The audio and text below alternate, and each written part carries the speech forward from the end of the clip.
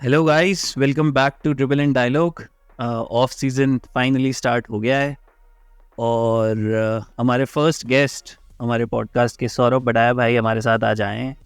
He is one of the India's really promising young coaches. अगर आप इनका Instagram पे चैनल भी देखेंगे, सौरभ बड़ाया 06 करके, ये he is one of the players जिसको हम बहुत पहले से फॉलो भी कर रहे हैं और इनका आप कंटेंट देखिए, बहुत ही गजब है। ये बेसिक्स से गेम को सिखाते हैं। और मैं ये बताना चाहूँगा that he was also a part of the street ball league. Old school bowlers की टीम में थे, जो वरुण सूद की टीम थी। और सौरभ भाई, कैसे लग रहा है? Hi. First of all thank you so much guys. मुझे बहुत अच्छा लग रहा है कि एटलीस्ट हम वो नॉलेज शेयर कर रहे हैं ताकि जो यंग जनरेशन आ रही है वो इसका यूज़ ले सके। तो ये काफ़ी अच्छा प्लेटफॉर्म और आप लोग काफ़ी अच्छा कर रहे हैं दोस्तों। तो thank you so much guys. Thank you भाई, थैंक यू। तो भाई लोग, आज के हम थोड़ा इंटरव्यू स्टाइल आज पॉडकास्ट करेंगे बिकॉज हमको सौरभ भाई के बारे में जानना है। वो कैसे यंग बच्चों को कोचिंग दे रहे हैं, कैसे अपने स्पोर्ट को ग्रो करने में हेल्प कर रहे हैं इंडिया में बास्केटबॉल को। वो सारी डिस्कशंस हम आज करेंगे। और फिर हम सौरभ भाई से ऑब्वियसली, बिकॉज एनबीए हमारा फोर्ट है, तो हम बास्केटबॉल रिलेटेड, एनबीए रिलेटेड तो उनसे डिस्कशन रखेंगे ही। उनके गोट को भी पूछ लेंगे, उनकी फेवरेट टीम को भी पूछ लेंगे। सारा एनबीए मसाला भी हम कवर करने की कोशिश करेंगे। ठीक है सौरभ भाई, सबसे पहले स्टार्ट करने से पहले अगर आप थोड़ा सा अपने बारे में बता दीजिए हमारे ऑडियंसेस के लिए, तो प्लीज़। तो गाइस, मेरा नाम सौरभ बड़ाया है और एज अ प्लेयर अगर मैं बात करूँ आपसे, तो मैंने 2 बार सीनियर इंडिया कैंप अटेंड किया हुआ है और 4 टाइम्स मैंने सीनियर नेशनल खेला है। स्ट्रीट बॉल खेला हुआ है, कंटिन्यूसली खेल रहा हूँ। ईपीबीएल भी मैंने प्ले किया है। कॉलेज लेवल पे ऑल इंडिया वेस्ट जोन मैंने हर चीज़ खेला हुआ है। और अभी के लिए मैंने सबको थोड़ा सा ब्रेक दिया है और कोचिंग स्टार्ट करी है ताकि ये जो यंग जनरेशन आ रही है, मैं इनको एक नॉलेज पास ऑन कर सकूं ताकि ये अच्छे लेवल पे कम एज में सही टाइम पे नॉलेज लेकर के आगे बढ़ सकें। बढ़िया बढ़िया बढ़िया। सौरभ भाई, अपना कोचिंग के बारे में अगर आप थोड़ा बता पाएंगे, अपना कोचिंग करियर, अभी आप कहाँ पे कोचिंग कर रहे हैं? जयपुर में हैं आप? किस लेवल पे कोचिंग कर रहे हैं और क्या आपका ऐसा कोचिंग मेथोडोलॉजी रहती है, किस स्टाइल से आप कोचिंग करते हैं? सबसे पहले मैंने ये कोचिंग स्टार्ट क्यों करी है वो सबसे इम्पोर्टेंट है, क्योंकि एज अ प्लेयर होने के बाद, सब कुछ अपॉर्चुनिटी होने के बाद मैं कोचिंग के अंदर गया हूँ। तो इसके पीछे का रीज़न ये होता है कि मैं हूँ, चाहे कोई भी प्लेयर हो, जब उसको वो एनबीए देखता है तो उसका मन होता है कि यार हम सब वहाँ पे खेलें। चाहे हम एनबीए वीडियोस देखते हैं, बट अनफॉर्चुनेटली हमारे यहाँ इंडिया में क्या होता है कि वो प्रॉपर गाइडेंस कभी मिलती ही नहीं है उसको। चाहे वो टेक्निकली हो, चाहे मैचेस खेलने उसको प्लेटफॉर्म चाहिए, कुछ मिलता ही नहीं है। और इससे भी बड़ी प्रॉब्लम है, सही टाइमिंग पे नहीं मिलता है, सही एज में नहीं मिलता। इसकी वजह से हर कोई सफ़र करता है। तो इसलिए मैंने ये कोचिंग का स्टार्ट किया कि मुझे लगता था कि मैं ये कर सकता हूँ और मुझे ये नॉलेज पास ऑन करनी चाहिए। तो मैंने बस 2019 के अंदर अपना एक एकेडमी स्टार्टअप किया। मैंने खुद ने ग्राउंड बनाया बास्केटबॉल का। वाह। मतलब मैंने कहीं हायर नहीं किया, मैंने जो भी जैसे भी था, काफ़ी फ्रेंड्स ने मेरी मदद करी, तो हमने वो ग्राउंड बनाया। और उसके बाद कोविड लग गया 2020 से, तो काफ़ी हालत ख़राब हुई थी। बट जैसे जैसे मैंने खुद पे ट्रस्ट किया और लोगों ने भी मुझ पे ट्रस्ट किया है काफ़ी, और 2 साल 2.5 साल के अंदर मेरे बच्चे जो अकेडमीज़ में आ रहे हैं वो काफ़ी अच्छा परफॉर्म भी कर रहे हैं। कुछ बच्चे नेशनल खेल रहे हैं, कुछ सीनियर नेशनल में भी गए हैं, स्टेट लेवल खेल रहे हैं। सो मुझे अच्छा लगता है कि 2 साल के अंदर कोई बच्चा अगर प्रैक्टिस करके, वो भी सिर्फ 1 घंटा अकेडमी सेशंस में, वो अगर खेल के आगे बढ़ रहे हैं, तो मुझे लगा कि मुझे ये ऑनलाइन स्टार्ट करना चाहिए और लोगों तक पहुंचानी चाहिए नॉलेज, ताकि सब इसका फ़ायदा उठा सके और उसका फ़ायदा उठा करके वो सही टाइमिंग पे, सही जगह पे, सही एज के अंदर अगर वो अपने लेवल पे पहुंच जाए। मैं चाहता हूँ बिल्कुल एनबीए भी खेलें सारे प्लेयर्स, या जिसका सपना इंडिया खेलना है वो इंडिया खेले, और किसी के आगे उसको हाथ ना फैलाना पड़े। अगर उसका गेम अच्छा है तो ऑफकोर्स ही बात है, उसको हर कोई टीम में लेना चाहेगा। और ये सच है, जो अच्छा है वो बिकता भी है। राइट। तो बस यही रीज़न था। बढ़िया बढ़िया। विवेक? सौरभ भाई, आपकी कोचिंग जर्नी के बारे में तो आपने बताया, बट आपके ग्रोइंग डेज के बारे में एक क्वेश्चन आ रहा था मेरे दिमाग में, और उससे लिंक्ड है popularity of basketball in India. तो किसी भी गेम को पॉपुलर बनाने के लिए हीरोज का होना बहुत ज़रूरी है। आप क्रिकेट को देख लो, विराट, बिल्कुल। रोहित, सचिन, कपिल देव। तो आप जब ग्रो कर रहे, आपने कहा आपने गेम स्टार्ट किया खेलना 2013 से, उससे पहले हाँ। से आप देख रहे होगे। तो मुझे बस ये पूछना था फॉर आवर ऑडियंस कि आपने किससे इंस्पिरेशन लिया, आप किसको देख के बड़े हुए, और अब के एनबीए में आप किसको फॉलो कर रहे हो, और आपको कौन सा बड़ा नाम बहुत अच्छा लगता है? तो काफ़ी अच्छा क्वेश्चन पूछा है आपने। पहली चीज़ से कि जब मैंने आफ्टर 12th स्टार्ट किया था कि एज अ प्रोफेशनली मुझे बास्केटबॉल खेलना है, मेरा मन था बहुत खेलने का। उससे पहले अपन सब स्कूल आवर्स में खेलते हैं, सेम वैसे मैं खेला करता था। बट मैंने इसको सोचा परस्यू करते हैं आगे। हालांकि मैं साइंस में से स्टूडेंट हूँ, मुझे इंजीनियरिंग करनी थी, बट मैंने फिर भी सोचा कि मुझे खेलना है। तो जब मैं खेलने गया तो मेरी किस्मत बहुत अच्छी थी कि मेरे आगे जो कोचेज़ आए या मेरा फ्रेंड सर्किल जो बना वो काफ़ी अच्छा था। एक वेरी रिनाउंड पर्सन है बास्केटबॉल में, महेंद्र सिंह शेखावत, जो कि मैं उनको काफ़ी इंस्पिरेशन मानता हूँ मेरी। तो रेलवे के कोच हैं वो, तो मुझे उनको देख के बहुत अच्छा लगता था कि उनके जैसा तो एटलीस्ट बनना ही बनना है। तो हालांकि वो रेगुलर नहीं आते थे, बट एक सपना था कि ऐसा खेलना है। तो मैंने बस जर्नी स्टार्ट कर दी। पर 3 साल तक खेलने के बाद मुझे पता चला अपन तो कहीं नहीं पहुँचे, वहीं की वहीं है। 2013 से आई गेस 2 साल तक मुझे पता चला कि यार अपन तो कहीं स्टैंड ही नहीं कर रहे हैं, जहाँ जा रहे हो वहीं हार के आ रहे हो। तो ये थोड़ा सा शॉकिंग था मेरे लिए। और सबसे बड़ा एक जो मुझे मेरे बारे में अच्छी बात लगती है, मैंने मेरे पेरेंट्स से कभी झूठ नहीं बोला, हार है तो हार है। तो वो बार बार जब पूछते थे क्या हुआ बेटा, तो एक ही आवाज़ निकलती थी, हार। या कभी कभी तो निकलती नहीं थी, घर आने का ही मन नहीं करता था। बट वो बोलते हैं ना, consistency is the key to success. कि अगर आप कुछ भी काम रेगुलर कर रहे हो, मैं चाहे कितना भी हार रहा हूँ, मैं रेगुलर वही मेरी प्रैक्टिस पे जाता था। और जितने भी लोग मुझे जानते हैं तो वो शायद इस चीज़ को जानते हैं कि मैंने कभी प्रैक्टिस मिस नहीं करी। मैं रोज़ सुबह 3 बजे उठता था, 4 बजे ग्राउंड पे, और ये रेगुलर था। नो मैटर बारिश है, सर्दी है, सर्दी में 5 बजे हो जाएगा ज़्यादा से ज़्यादा, बट कंसिस्टेंसी मैटर करती थी। बट एक समय आया और उसने मेरी पूरी लाइफ चेंज करी। उसके बाद से मैंने 2015 के बाद कभी पीछे मुड़ के नहीं देखा। और मुझे याद भी नहीं मैं मैचेस हारता भी था। जहाँ मैं पहले 100 में से 1 मैच नहीं जीत रहा था, वहाँ मैं ये भी नहीं पता मुझे कि मैं 100 में से मैच कितने हारा था। शायद मैं सारे ही जीत रहा था। टीम बन जाती है, खेलना आ जाता है, एक्सपीरियंस आ जाता है, कॉन्फिडेंस आ जाता है, तो वो सब चीज़ें मैटर करती है। और मेरी जो हेल्प करी है आगे बढ़ने में, वो बाद में करी सोशल मीडिया, इंस्टाग्राम ने। जब मुझे पता चला कि आपको कुछ अपलोड करना चाहिए यहाँ पे आपके बारे में, लोग जानते हैं, वरना आप अपने एक डिस्ट्रिक्ट के अंदर ही सीमित रह जाओगे। तो वहाँ से अगर आपको बाहर निकलना है और अपने बारे में बताना है, तो प्लीज़ सोशल मीडिया पे आना बहुत ज़रूरी है। अपने गेम को लेके, फालतू चीज़ों के लिए नहीं, ना मीम के लिए ना किसी और चीज़ के लिए, अपने गेम के लिए। तो ये काफ़ी अच्छा प्लेटफॉर्म है।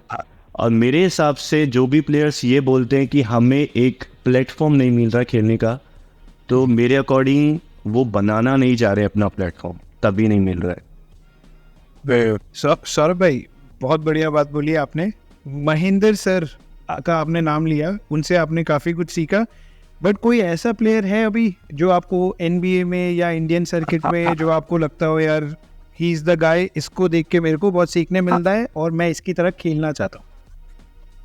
आप एज आ एनबीए पर्सपेक्टिव से बात कर रहे हैं या फिर इंडियन ऊपर? दोनों। आपकी मर्जी है, दोनों पर्सपेक्टिव, दोनों आप एनबीए, बता दीजिए। इंडियन सर्किट, जो आपको लगे। मतलब आप मुझे पहले ये बताइए कि आपने क्वेश्चन वापस से रिपीट कीजिए एक बार।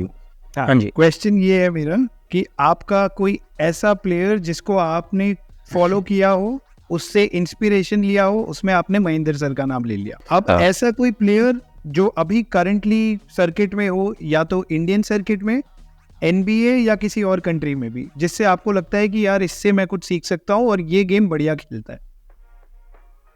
तो ये काफ़ी, मैंने जो जितना भी गेम सीखा है, पहली चीज़ मैंने यूट्यूब से सीखा है।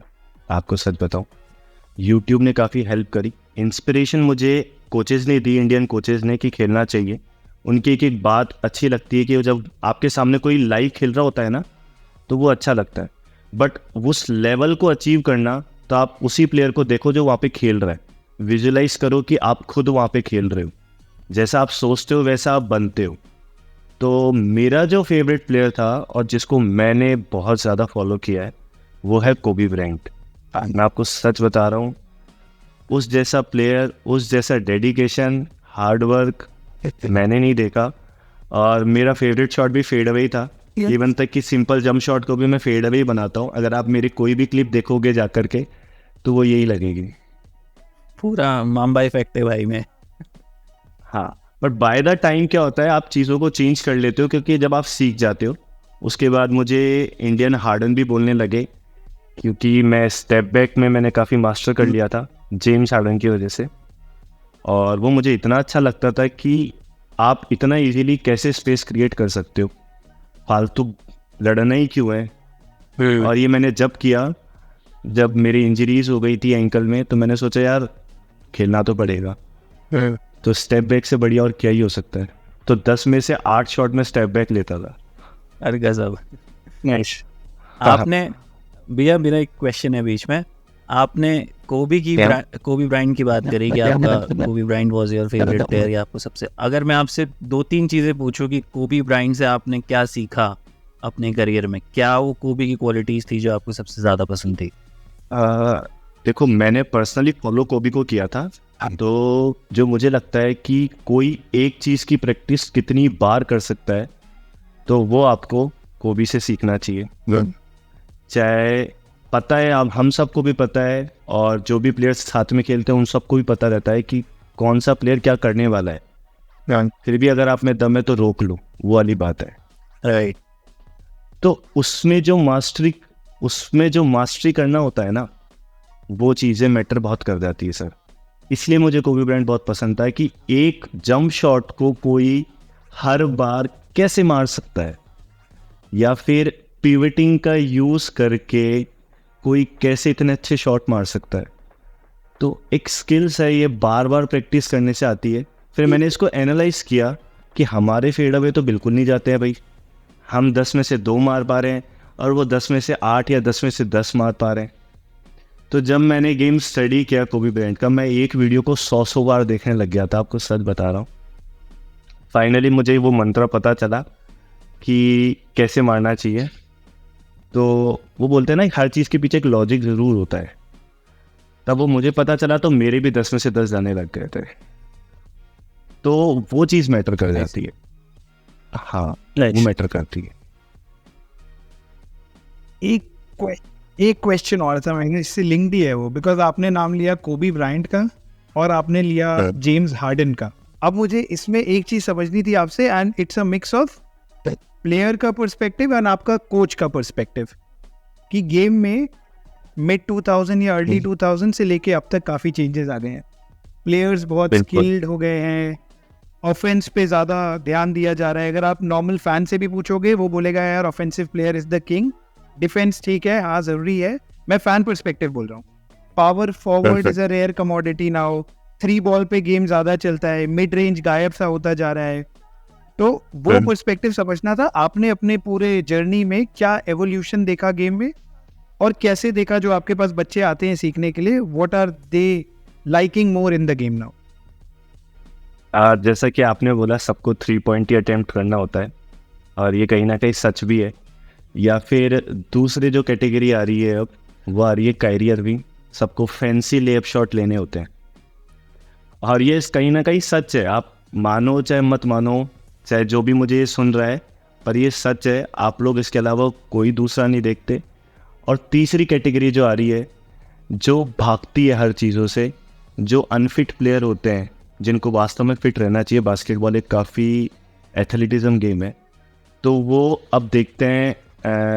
मैं ऐसे नहीं बोल रहा वो प्लेयर फिट नहीं है, एथलेटिज्म बहुत है उनमें, बट ये सोशल मीडिया पे चला दिया जाता है कि वो प्लेयर तो स्लो है, फिर भी देखो कितना अच्छा खेल रहा है। जोकिक को आप देख लो, लूका ने कितना अच्छा परफॉर्म किया 2024 के सीज़न में, आप देख सकते हो। तो मेरा पर्सपेक्टिव ये है कि आप जिस प्लेयर को फॉलो कर रहे हो ना, या तो उसको ढंग से फॉलो करो, ना वो स्लो है ना वो फैंसी है। वो एक्चुअल में जिस चीज़ को कर रहा है ना, वो बहुत फंडामेंटली तरीके से कर रहा है, और आप उसको अवॉइड करके आप फैंसी लेवल पे जा रहे हो, वो बेसिक ही कर रहा है।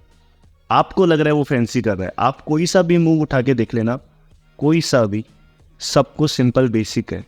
अगर आपने लूका का गेम वॉच किया हो तो वो अपनी बॉल को प्रोटेक्ट करने के लिए, स्पेस क्रिएट करने के लिए हर बार बिटवीन द लेग का यूज़ करता है। आप कभी भी देख लो, और ज़्यादा से ज़्यादा बिटवीन द लेग के बाद उसके सारे मूव्स में हेजी रहता है, तो मैटर करता है काफ़ी। कायरी अर्विंग को अपनी बॉल को शो करना आता है कि किसी डिफेंसिव प्लेयर को जंप कैसे करवा दिया जाए उस जगह पे, फिर उसके बाद सारी डायरेक्शन चेंज होती है। पहले माइंड में नहीं सोच के रखते हैं कि भैया मेरे को तो बॉल को रिवर्स ही घुमाना है, या फिर ऐसा प्रिडिक्ट पहले कोई नहीं करता है, सब कुछ सिचुएशन के अकॉर्डिंग होता है। तो जिसके फंडामेंटल क्लियर है ना माइंड में कि मुझे इस समय ऐसा करना होता है या इसका बेसिक ये है, तो आपको भी सोचने की ज़रूरत नहीं पड़ेगी, खेलते वक्त ऑटोमेटिक चीज़ें होने लग जाती हैं।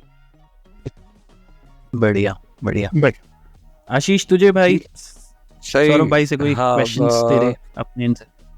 यार पहली चीज़ तो सौरभ भाई को मैं बोलना चाहूँगा, यार उन्होंने बहुत ही अमेजिंग काम किया है। मतलब अपन लोगों ने भी बास्केटबॉल खेला है और अपन लोगों ने सारी चीज़ें फेस करी थी जो आज सौरभ भाई बता रहे हैं कि असली सही गाइडेंस नहीं होती है, या फिर तुमको पता नहीं कि कौन से प्लेस कैसे चलाने हैं। अपन क्या खेलते थे उस टाइम पे पता है, मतलब 4-on-4 खेल रहे हैं, 3-on-3 खेल रहे हैं, लेकिन जो एक कोच के साथ खेलना यंग एज में अगर मिल जाए तो आप जनरेशन सुधार सकते हो। तो एक तो उस चीज़ के लिए यार बहुत ही अमेजिंग का काम कर रहे हो सौरभ भाई आप।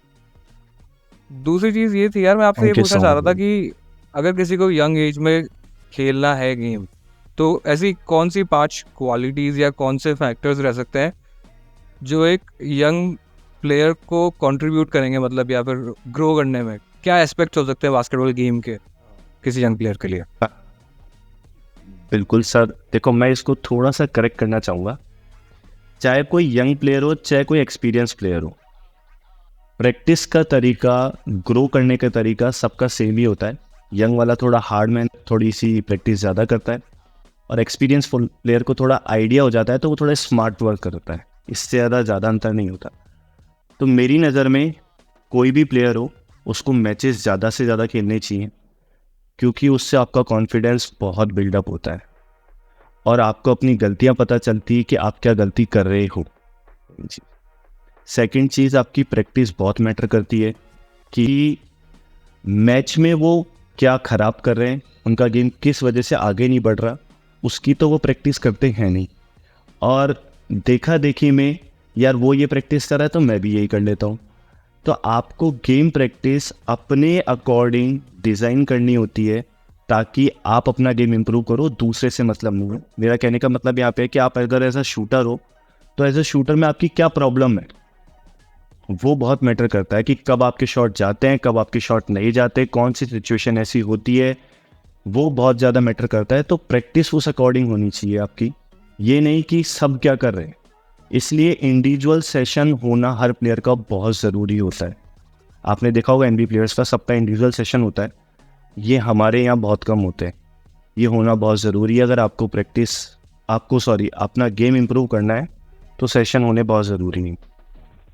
नाउ थर्ड चीज़, आपको जिस भी लेवल पे जाना है उसको विजुअलाइज करना चालू करो, क्योंकि इसकी पावर बहुत अमेजिंग होती है। क्योंकि जब तक आप सोचोगे नहीं ना कि मुझे वहाँ जाना है और फील नहीं करोगे तो आप नहीं जा सकते, वहाँ जाना है आपको।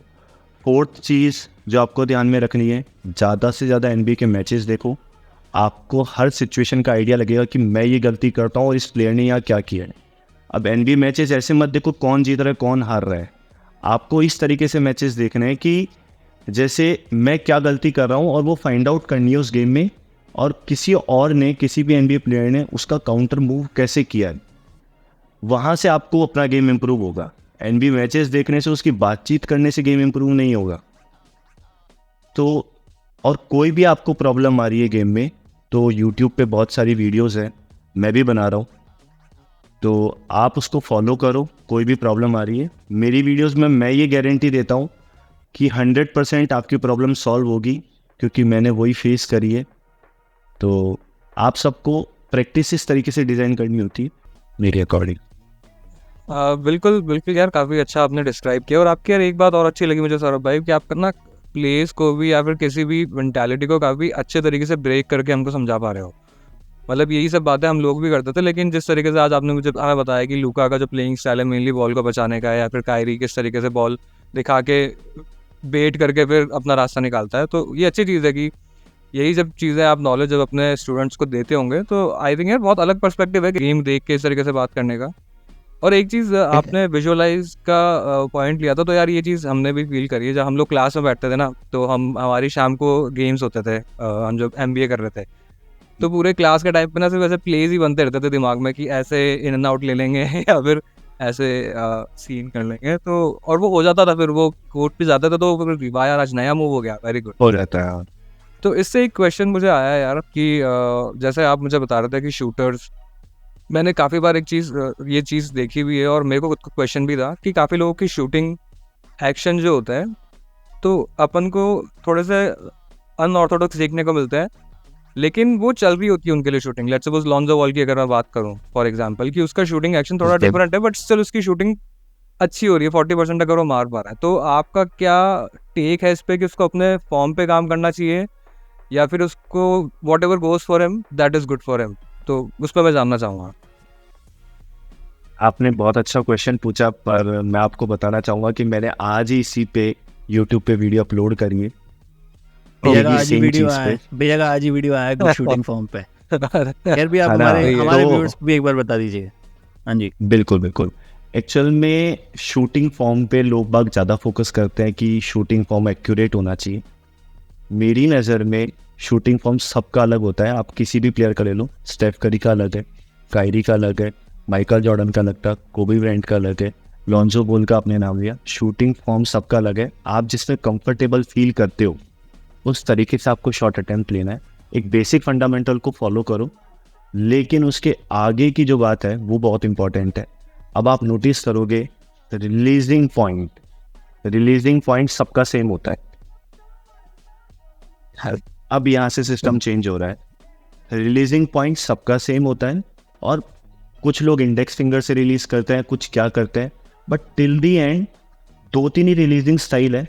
सब हर प्लेयर उसी पे स्टक रहता है। हमारी तरह नहीं है कि कभी फिंगर्स ऐसे जा रही है, कभी ऐसे जा रही है, कभी ऐसे जा रही है, कभी ऐसे कर रहे हैं। देखा देखी में नहीं, शूटिंग रिलीजिंग पॉइंट जो है वो इम्पोर्टेंट होता है। मैंने 6 पॉइंट कवर अप किए आज की वीडियो में और मेरा टॉपिक यही था कि why NBA players scores easily और हम क्यों नहीं कर पाते। तो मैंने उसमें 6 फैक्टर्स थे। पहला रिलीजिंग पॉइंट था उसमें। सेकंड इम्पॉर्टेंट चीज़ जो थी वो था बैलेंस। हम बैलेंस में बहुत लैग करते हैं। तीसरी चीज़ वहाँ पे थी साइकोलॉजिकल फैक्टर। चौथा था कॉन्फिडेंस।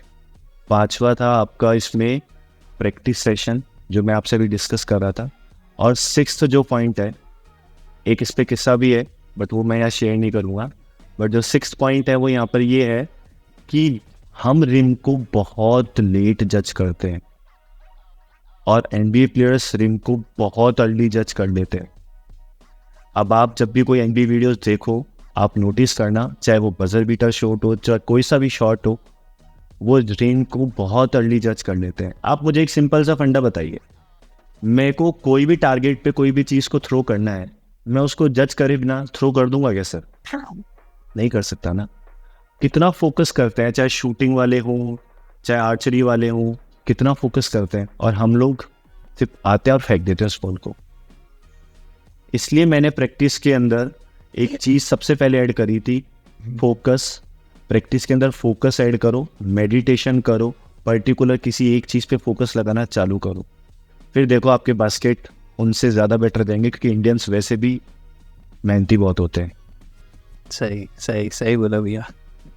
रिसोर्सेज की कमी रही है यार, मुझे लगता है रिसोर्सेज की कमी रही है इन टर्म्स ऑफ कि इंडोर कोर्ट फैसिलिटी नहीं है शायद, वहाँ पे है। अदरवाइज ये जो बात करें फोकस और हार्ड वर्किंग, तो अब मुझे भी लगता है कि यार इंडियंस हैं इस चीज़ में थोड़े से आगे।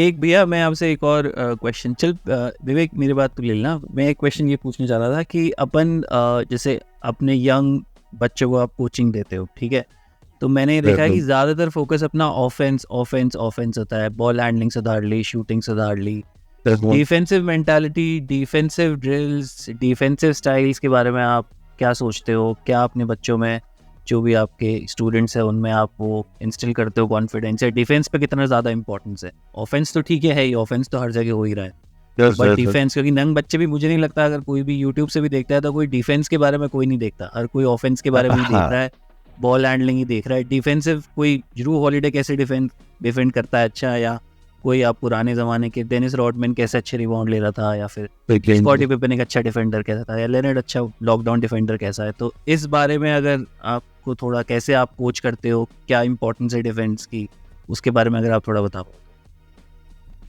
क्वेश्चन आपका काफ़ी अच्छा है, और मैं इसको मेरी एकेडमी के पर्सपेक्टिव से देखूं, अगर मैं किसी यंग एज को सिखा रहा हूं जिसको अभी तक आइडिया ही नहीं है किसी चीज़ का, वो सिर्फ चाह रहा है, इंटरेस्ट आ रहा है उसका खेलने में, तो मैं उसको वही चीज़ सिखाता हूँ जहाँ से उसका इंटरेस्ट डेवलप हो पहले तो।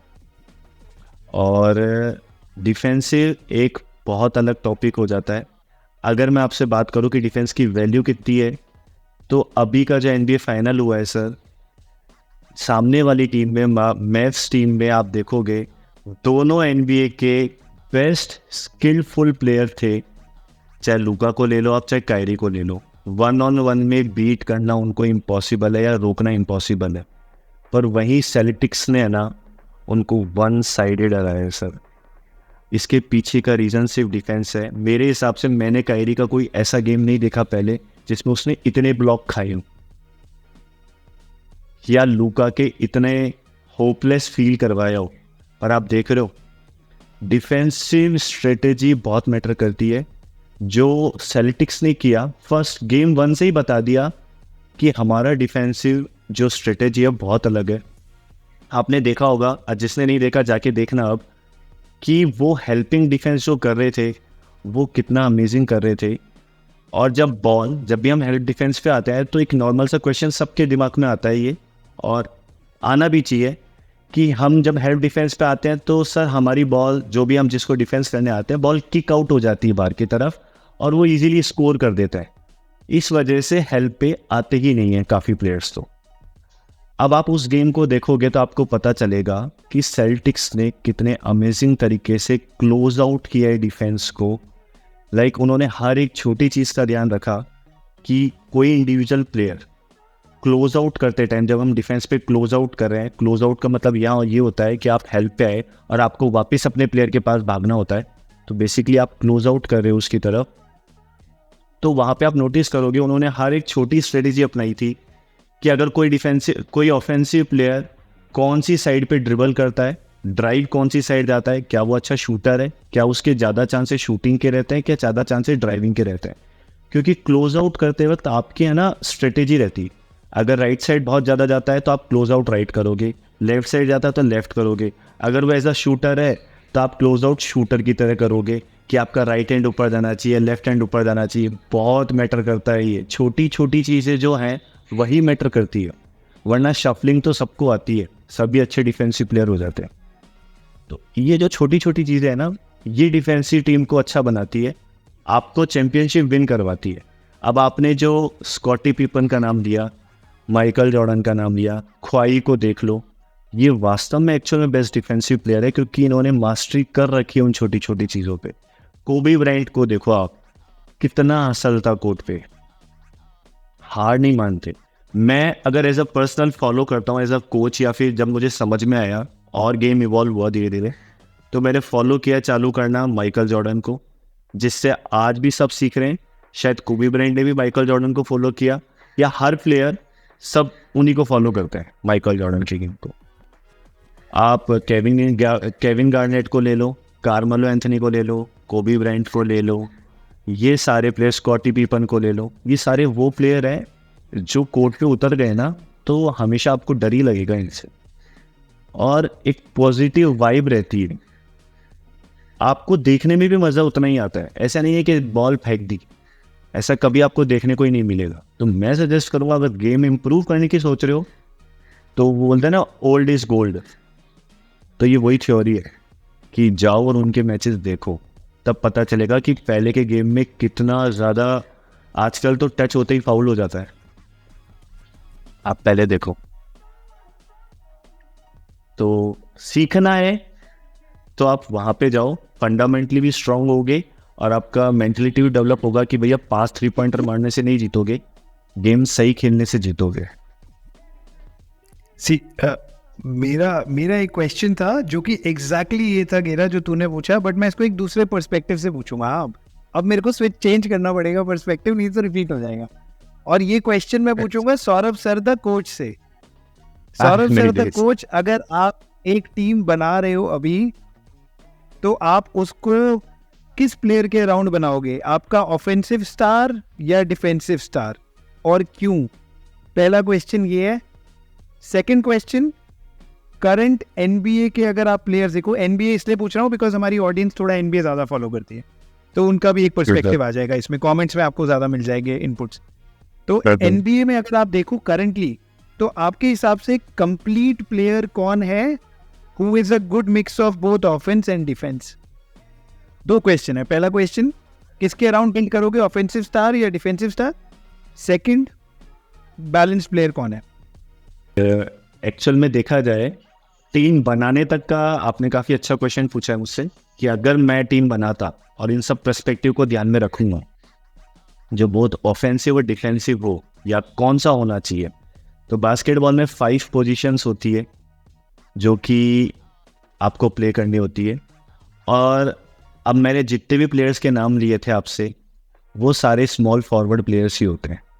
और स्मॉल फॉरवर्ड प्लेयर का काम ही यही होता है कि वो सारी पोजीशंस पे खेलने, बेसिकली एज अ डिफेंसिव भी लीड करते हैं, टीम में डोमिनेट करते हैं, और एज अ ऑफेंसिव प्लेयर वो हाई पोजीशन हो, लो पोजीशन हो, चाहे विंग पे खेलना हो, चाहे पोस्ट पे खेलना हो, चाहे ड्राइव पे जाना हो, वो हर चीज़ में एकदम परफेक्ट होते हैं। जो मैंने प्लेयर्स के नाम लिए थे, आप उनको नोटिस करना, वो सारे काम करते हैं। तो स्मॉल फॉरवर्ड प्लेयर बहुत मैटर कर जाता है।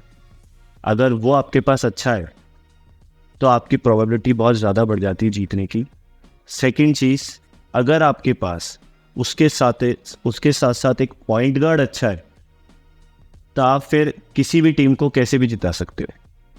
और कंप्लीट प्लेयर सौरभ भाई? एनबीए में आपके हिसाब से जो सब कर पाता हो, जिसके अराउंड आप बिल्ड करना चाहोगे अभी की डेट में? अभी का, आज का, कोई भी। मैं आपको ऑप्शन दे देता हूँ। अगर आपको टीम बिल्ड करनी है, और 4-5 प्लेयर जो आजकल काफ़ी रहते हैं टॉपिक्स में डिस्कशन में, पहला हो गया यानिस, सेकंड हो गया लूका, तीसरा हो गया जोकर, चौथा हो गया एसजीए, और पांचवा हो गया अगर देना है तो एम्बीड। तो इन पांचों के अराउंड अगर टीम बिल्ड करनी हो, इसमें से कौन सा पिक होगा आपका? देखो, एज अ सेंटर प्लेयर बात करें तो एम्बीड बहुत अच्छा खेला है और काफ़ी अच्छे स्टेट्स थे उसके। और जो लीडरशिप क्वालिटी वाली बात करी हो, अगर अपन ने ये वाला NBA फाइनल प्लेऑफ्स देखा, तो एक नाम जो सबसे ज़्यादा चल रहा था और एक्चुअल में वो काफ़ी कंपैरिजन में था, एंथनी एडवर्ड्स। अब अगर आप उसको नोटिस करोगे तो शायद आपके सारे डाउट क्लियर हो गए इस नाम से। क्या कोर्ट पे एनर्जी थी, आप देख सकते हो, वो बहुत मैटर करता है। तो वो एक एनर्जी अगर कोर्ट पे आ जाती है ना, तो आपके पास प्लेयर कैसे भी हो, फिर वो सबको साथ ले ही जाता है। दूसरी चीज़, जेसन टेटम को देख लो आप। जेसन टेटम ने बहुत अच्छा गेम खेला। जेलन ब्राउन को देख लो आप। ये जो प्लेयर्स होते हैं ना, जो कोर्ट पे मतलब अपना पूरा 100% से भी कुछ अगर ज़्यादा है ना, तो वो देते हैं। तो ये जो प्लेयर्स है ना, अगर ये टीम बनती है ना, तो चाहे आपके बास्केट जाए नहीं जाए, बट जिसकी मेंटलिटी जीतने की होती है ना, उसको हराना थोड़ा मुश्किल होता है। पर भैया आपने तो भी अगर हाँ, 1 मिनट कट करूंगा। आपने बहुत सारे नाम ले लिए, हम कह रहे हैं एक ही चूज करना है आपको। एक, ये नहीं कि आप टेटम भी ले रहे हो, ये सिर्फ एक प्लेयर इन 5 में से जो आपको अपनी टीम इसके अराउंड बिल्ड करनी है।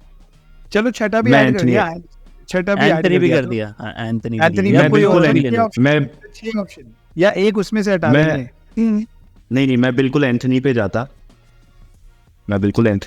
क्योंकि द गेम स्टाइल जो है, और बाय द टाइम वो चीज़ें इम्प्रूव ही होगी। क्योंकि बट गेम पे जो 100% था, मैच से भी अगर वो हारे हैं तो 1-2 1-2 1-2, वो देखो सिचुएशंस होती है, कभी कभी लक भी काम करता है जब आप 1-2 पॉइंट से हार रहे होते हो। तो मेरे हिसाब से बहुत अच्छा खेली थी वो टीम भी, तो एंथनी एडवर्ड मुझे पर्सनली बेस्ट लगा, आपको सच बताओ। ठीक है आशीष, तेरे पास कोई क्वेश्चन? वरना मैं एक लास्ट क्वेश्चन और पूछा था भैया से। नहीं, बस ये अगर एंथनी एडवर्ड्स का है तो मुझे लगता है सही बोल रहे हैं, क्योंकि जिस तरीके से उसका ऑरा या ओवरऑल प्रेजेंस थी ना कोर्ट पे, तो फाइटर स्पिरिट तो थी, भले ही वो हारा है, लेकिन ये तो अपन लोगों ने बात करी है एंथनी एडवर्ड्स की कि आने वाले टाइम में he will be the next big thing, क्योंकि 22 साल का है यार वो, उसका ओवरऑल टैलेंट अभी तो इम्प्रूव होगा और फाइटर स्पिरिट है, तो मुझे भी अच्छा लगा भैया ने जो पिक किया। पहले मैंने सोचा एंथनी एडवर्ड्स के बारे में, बट जब इन्होंने पिक किया मुझे लगा कि हाँ यार प्लेयर तो है वो, और टू वे प्लेयर है यार, टू वे प्लेयर है वो। चाहे वो डिफेंसिव एंड देखो चाहे ऑफेंसिव एंड देखो, आप दोनों तरफ ही मतलब कोर्ट पे इतनी एनर्जी थी कि आपको देखने में ही मजा आ रहा था। विवेक तो कुछ बोल रहा था भाई।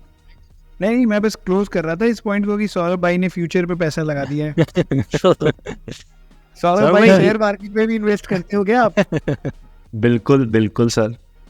तो ये आदत गई नहीं भाई जी। सौरभ भाई मेरा एक आखिरी क्वेश्चन था, फिर अपन इस पॉडकास्ट के आज के डिस्कशन को क्लोज करेंगे। इंडियन बास्केटबॉल सीन में आपका भी करंट फेवरेट प्लेयर कौन सा है, जो आप जिसको देखते हो कहते हो कि भाई ये अभी इंडिया का फ्यूचर है?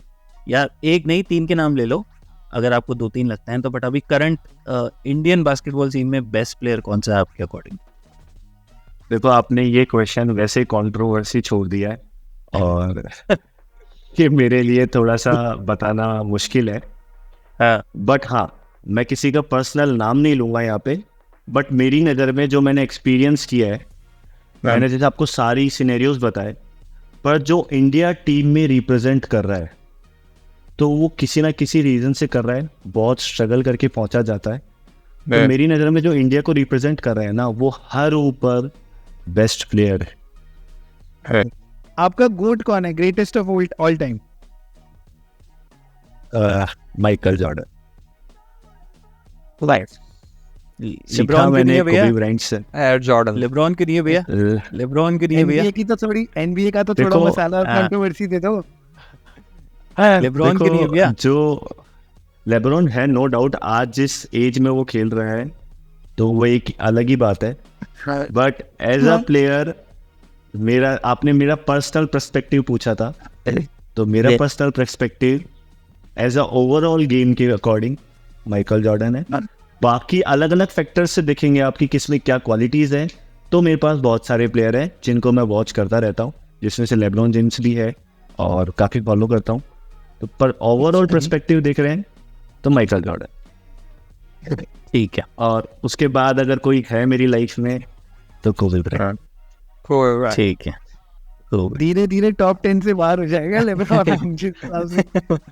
आपने सारे नाम ले लिए, केविन गार्नेट, आपने कार्मेलो एंथनी भी ले लिया, आपने लेब्रॉन भाई लेब्रॉन का नाम नहीं लिया भैया, ये ऐसे से पता लग रहा है भैया को लेब्रॉन पसंद नहीं है, बोल नहीं पा रहे लेकिन। नहीं मेरे को बहुत पसंद है, पर अब वो रह गया बात में। अच्छा करी या लेब्रॉन? आप अपने स्टूडेंट्स, जो आपके यंग स्टूडेंट्स आते हैं, उनको ये बताते हो कि व्हाई इज लेब्रॉन, मतलब देखो मैंने आपको बताया कि लोग बाबों को जो दिख रहा है उनको इजीएस्ट चीज चाहिए, 3 पॉइंट फेंकना उनको आसान लगता है तो वो उस चीज को फॉलो कर रहे हैं।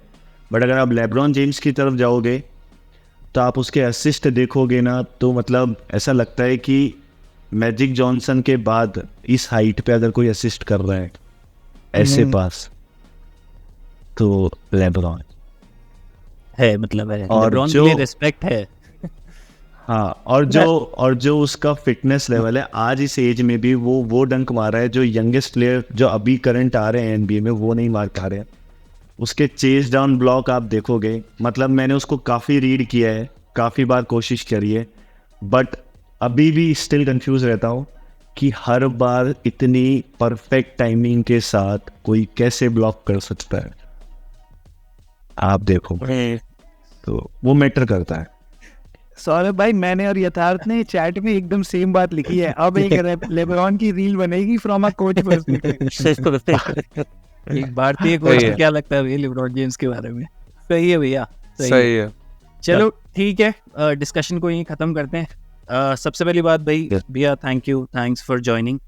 आप आए, मैं Thank बहुत you, अच्छा sir. लगा, बहुत कुछ जानने को मिला। मुझे भी बहुत अच्छा लगा। हमको इतना आइडिया आपने दिया एक शूटर्स पर्सपेक्टिव से, एक कोचिंग पर्सपेक्टिव से, उसके लिए बहुत थैंक Yeah. यू। और वील इंश्योर हमारे जो भी Okay. लिसनर्स हैं उनको भी बोलेंगे भैया रेगुलर बनाएंगे हम भैया को, और बुलाएंगे भैया को, सो दैट और हमको कोचिंग रिलेटेड और थोड़ा ग्रास रूट लेवल पे कैसे स्पोर्ट ग्रो करना है वो आइडिया मिले, और एक कोचिंग का क्या पर्सपेक्टिव होता है वो आइडिया मिले। तो होपफुली हम आपके साथ एक बार फिर बैठेंगे और डिस्कस करेंगे। बिल्कुल, बिल्कुल, आपके कुछ सर। Closing words. तो जो भी लोग मुझे फॉलो कर रहे हैं या फिर जो भी कोई आपके पेज को फॉलो कर रहे हैं, तो मैं उनसे एक ही रिक्वेस्ट करूंगा, किसी भी चीज़ की कोई भी कंट्रोवर्सी होती है एटलीस्ट सबको सुननी चाहिए, ताकि आपको अपना पर्सपेक्टिव पता चलता है क्या गलत है क्या सही है। सो मेरे अकॉर्डिंग आप बहुत अच्छा काम कर रहे हो। सबका अपना अपना पर्सपेक्टिव होता है गलत और सही का, एटलीस्ट आपने ट्राई तो किया उस चीज़ को एक्सप्लेन करने का, वो इम्पॉर्टेंट है। सो मैं सभी से ये बोलूँगा कि प्लीज़ इस चैनल को फॉलो करो, ड्रिबल एंड डायलॉग्स को आपको फॉलो करो और शेयर करो ज़्यादा से ज़्यादा, ताकि जो फ़न देखते हैं वो एज अ फन पर्सपेक्टिव से देखें, या फिर जो एनबीए को इतना क्लोजली फॉलो करते हैं, फ़ैन है उसके, वो उस पर्सपेक्टिव से देखेंगे, और सीखने वाले कुछ ना कुछ तो सीखेंगे ही सीखेंगे। थैंक यू सो मच भैया। Thank you, thank you, sir. Thanks. और मुझे भी एक Thank चीज़ you, ऐड तो- एक चीज़ ऐड हाँ, करना आशीष, चाहूँगा हाँ मैं बताओ। कि काफ़ी अच्छा लगा सौरभ भैया आपसे मिलके। एक चीज़ काफ़ी जो अच्छी लगी मुझे ये जान के कि आप जैसे लोग हैं जो ग्राउंड लेवल से बास्केटबॉल को ऐसे सीरियसली ले रहे हैं, और यार इनका अपन कंटेंट देखेंगे तो काफ़ी सारी चीज़ें मुझे भी लगा कि यार छोटे छोटे एंगल से कितना ज़्यादा फ़र्क पड़ता है। जैसे इनके जो इन एंड आउट ड्रिबल के इन्होंने बताया कि रेंज से कितना फ़र्क पड़ता है, कि अगर आप दूर हो तो पूरा इन एंड आउट कर लो। तो ये छोटी चीज़ें हैं जो लोग, जैसे मैंने देख ली कायरी की रील यूट्यूब पे, लेकिन मैं पढ़ नहीं पाया कि क्या हुआ। वो चीज़ आप जो कर रहे हो यार, वो उसके लिए सच में काफ़ी रेस्पेक्ट है यार, क्योंकि हमको मिलता तो हम भी कुछ थैंक यू सर। ड्रीम्स से हमारे, लेकिन ठीक है हमारे कोई टाइम पे अच्छी भैया कोई चीज़- था नहीं, हमारे कोई टाइम पे था कोई नहीं था अरे नहीं। भैया मुझे मिलता ना तो मैं आज पता नहीं कहाँ होता। एग्जैक्टली, तो वो तो काफ़ी अच्छी अच्छी चीज़ बात है। लगी मुझे ये चीज़ हाँ। देख के। खुशी की बात है। मैं सौरभ भाई की एक बात से एग्री करता हूँ, हमें बहाने नहीं मारने चाहिए, अब फ्यूचर का सोचेंगे। अगर मेरी चाची की ऊंची होती तो मैं उन्हें चाचा नहीं बोलता। सही है। सिद्धू जी नहीं, ने बोला है एकदम सही भाई। है। तो ठीक है भाई, तो- थैंक्स भैया, thanks for joining, thanks Ashish, thanks Vivek. मज़ा आया भैया डिस्कस करके, और जैसे मैंने पहले कहा वापस से फिर मिलेंगे आपके साथ और डिस्कशंस करेंगे। And please audiences, please do subscribe to our channel. आप लोग व्यूज़ आ रहे हैं बट सब्सक्रिप्शन हमारे कम हैं, तो please do watch our videos, do subscribe, और अपने लोगों को और अपने फ्रेंड्स को भी शेयर करते रहिए। Thanks for watching dribble and dialogue. मिलते हैं नेक्स्ट एपिसोड। Bye bye.